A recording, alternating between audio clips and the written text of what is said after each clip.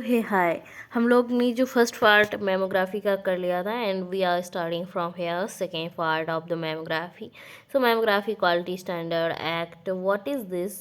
In 1992, the US federal government enacted the Mammography Equality Standard Act MQSA.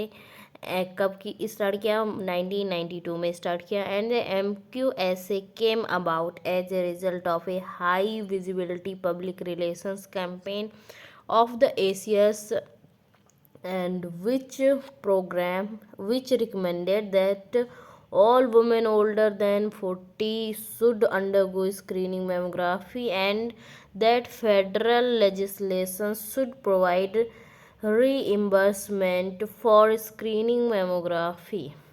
तो जो ये इसमें कह रहे हैं कि जो वुमेंस होती हैं ओल्डर देन 48 से होती हैं, तो उनको स्क्रीनिंग मेमोग्राफी होती है एंड फेडरल लेजिस्लेशन होता है एंड वो should provide reimbursement for the screening mammography के लिए and women who are eligible for Medicare. And MQSA was written as a result of lobbying by the ACR because of the great concern about the poor quality of mammography and that was being performed, and the act, which went into effect on October 1 and 1994 and requires that all facilities except Veterans Administration facilities providing mammography services should meet quality standards. तो उनका मतलब था कि quality mammography provide किया जाए to the public and become certified for operation by the Secretary of the US Department Health and Human Services. So enactment of the MQSA marks the first time that the use of an X-ray machine and a specific examination were regulated by the federal government, and this enactment requires all facilities. So ये क्या क्या facilities required थी? Be accredited by an approved body से accredited होना चाहिए and certified होना चाहिए by DHHS and receives an on-site inspection by the state agency acting on behalf of the DHHS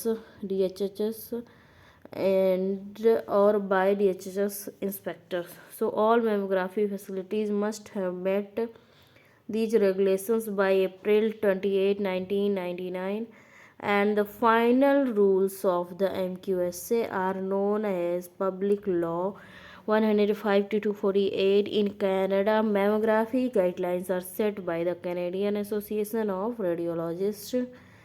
So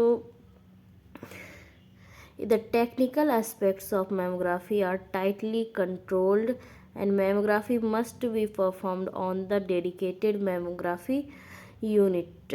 So mammography unit must be state of the art that must be monitored regularly through an intensive quality assurance program. And although film based जो mammography है monitor होता है through the intensive quality assurance program, and इसका जो film based systems होते हैं still the gold standard in the breast imaging and digital mammography is becoming more common. जो digital mammography है काफ़ी कॉमन बन रही है and digital units provide the ability to localise small lesions and guide the radiologist during biopsy. So ये जो digital units हैं वो प्रोवाइड करती हैं एबिलिटी टू लोकलाइज करने के लिए and digital mammography is discussed later in this section. So anatomy of the breast, each of the mammary gland, ये इम्पॉर्टेंट है. अभी तक तो चल रहा था उससे क्वेश्चन ज़्यादा आते नहीं एग्जाम्स में, but anatomy and process machine ये इम्पॉर्टेंट है physics. So each of the mammary glands or breast in a woman is a conic or hemispheric eminence that is located on the anterior and lateral chest walls. तो जो बीच mammary glands होती है breast में women में, वो conic या फिर hemispheric eminence होता है। कैसा होता है? कोनिक या हेमिस्फेरिक एमिनेंस। एंड ये anterior and lateral chest wall पे होता है। And breast size varies from one individual to another and often even during a woman's life span depending on her age. और ब्रेस्ट का size हर individual का अलग होता है, चेंज होता है। एंड ये लाइफ स्पान के हिसाब से भी चेंज होता रहता है, एज के हिसाब से। And the interplay of various hormones, इसमें का हार्मोन्स का रोल होता है। And these hormones are very influential in tissue development, growth and eventually milk production in the women.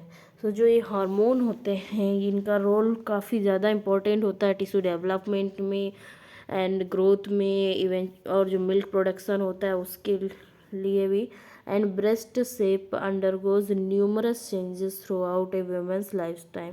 तो जो ब्रेस्ट का शेप होता है वो उसमें न्यूमरस मल्टीपल चेंजेस होते हैं थ्रू आउट वुमेन के लाइफ टाइम में, पूरी लाइफ में। And in the younger women, जो वुमेन कम एज की होती हैं, so breast skin stretches and expands as the breast grows.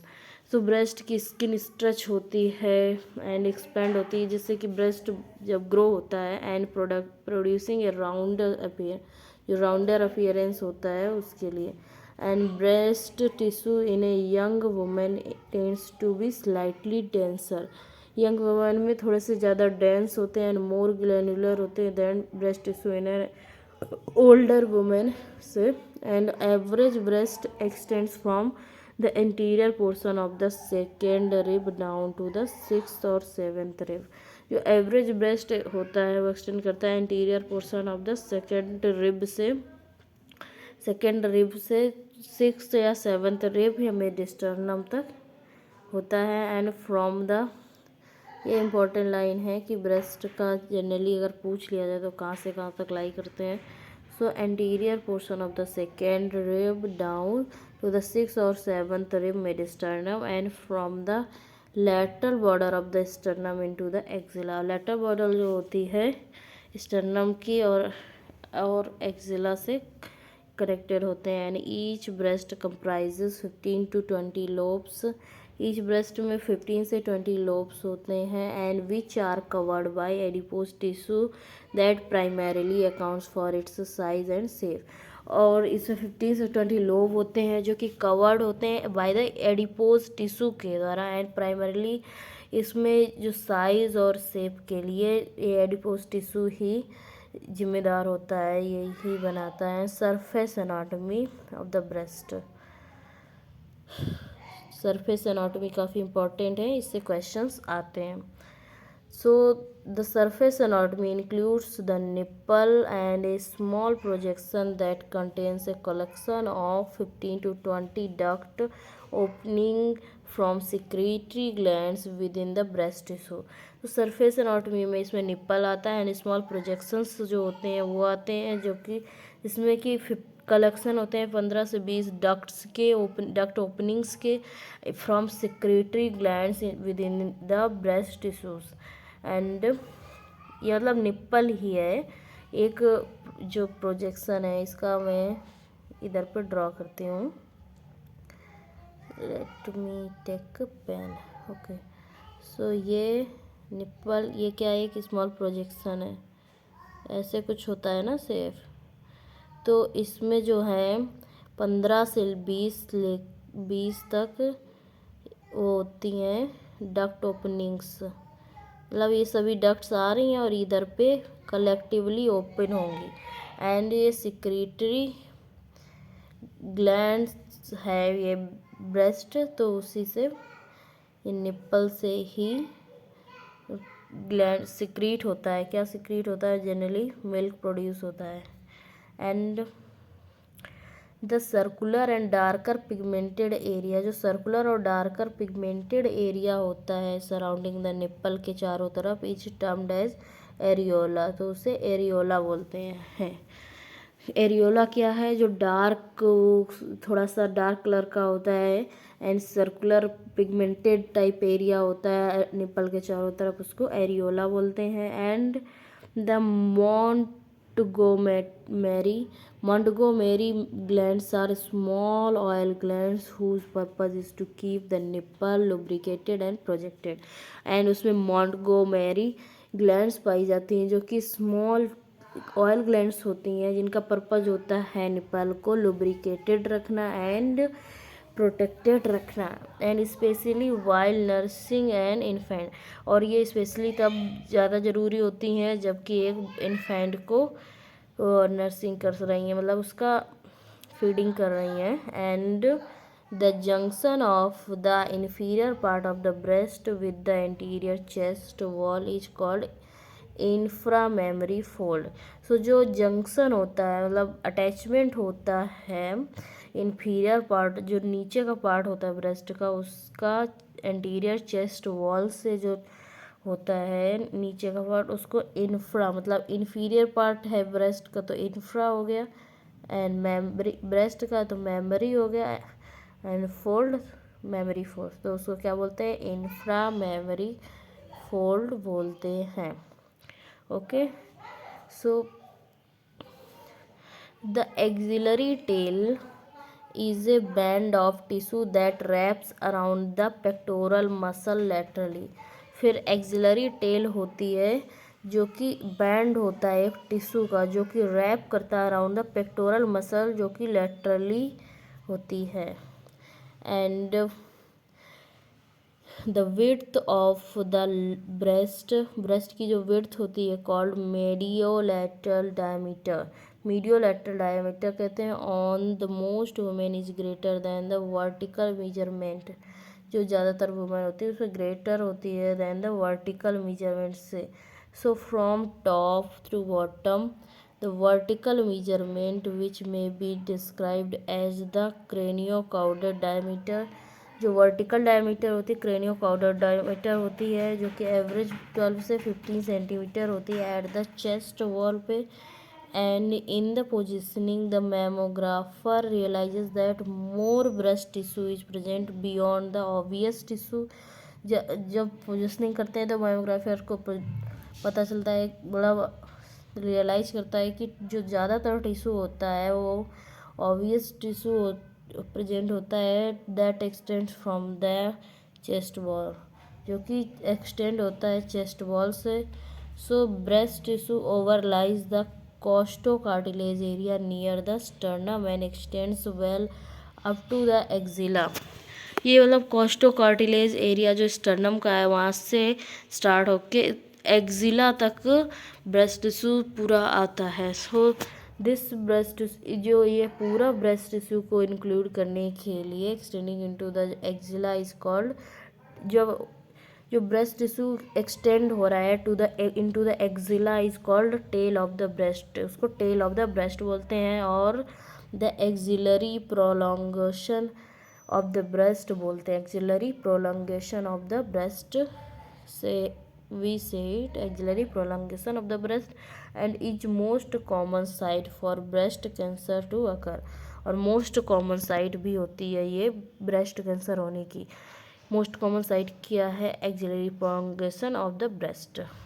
Okay, and sagittal section anatomy. तो जो सजाइटल सेक्शन एनाटॉमी है वो देख लेते हैं ब्रेस्ट की। So a sagittal section through a mature breast, एक जो सजाइटल सेक्शन होता है मैच्योर ब्रेस्ट का is illustrated which shows the relationship of the mammary gland to the underlying structures of the chest wall. तो ये जो है अभी हम लोग इमेज में देखेंगे जो मेमरी ग्लैंड का रिलेशनशिप दिखाता है फ्रॉम द चेस्ट वॉल से। And the infra memory fold is at the level of the, किस लेवल पे होता है, 6th रिब के लेवल पे होता है। But a great deal of variation can exist among the individuals. But इसमें थोड़ा बहुत मतलब वेरिएशन हो सकता है, किसी में 6th रिब पे है, किसी का 7th रिब पे है, ऐसे। And the large muscle known as the, जो लार्ज मसल होती है वो उसको कहते हैं pectoralis major and is seen overlying the bony thorax, और ये जो बोनी थोरेक्स होता है उस पे पाई जाती है। And a layer of fibrous tissue encompasses the breast because of its location below the skin surface and covering the pectoralis major muscle. So ये जो लार्ज मसल है जिसको पेक्टोरलिस मेजर बोलते हैं, इस सीन होती है ओवरलाइंग द बोनी थोरेक्स के ऊपर, और जो लेयर होती है फाइब्रस टिश्यू की एक लेयर पाई जाती है जो ब्रेस्ट के पास, वो उसको ब्रेस्ट के ऊपर, सो उस बिकॉज ऑफ उसकी लोकेशन की वजह से बिलो द स्किन सरफेस के नीचे पाई जाती है फाइब्रस टिश्यू की लेयर। सो इसको covering of the pectoralis major muscle होती है।